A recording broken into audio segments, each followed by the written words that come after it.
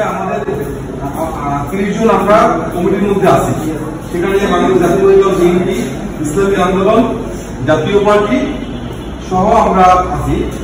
ভাই বলছে ইসলামী আন্দোলন বাংলাদেশ, যেহেতু কথাগুলো বলতে চেয়েছিল ন্যাশনাল ইস্যু জড়িয়ে, সেহেতু আমরাই এইটিকে সমাধান করতে পারি একটা সিস্টেমের মাধ্যমে। সেটা হচ্ছে নিজ নিজ এলাকায়, যেগুলো আমরা রাজাপুর উপজেলা নিয়ে কাজ করছি রেডিমেড প্ল্যাটফর্মে। তো আমরা যদি ওই ইস্যুটাই মানে আমাদের এলাকা ভিত্তিক করি, ইনশাল্লাহ সারা বাংলাদেশেই ওইটা সেটেল হওয়ার সম্ভাবনা থাকে।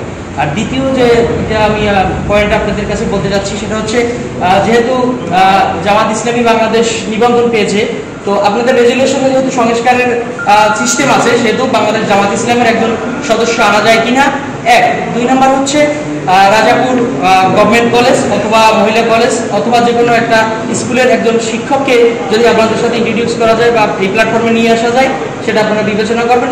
Thank you.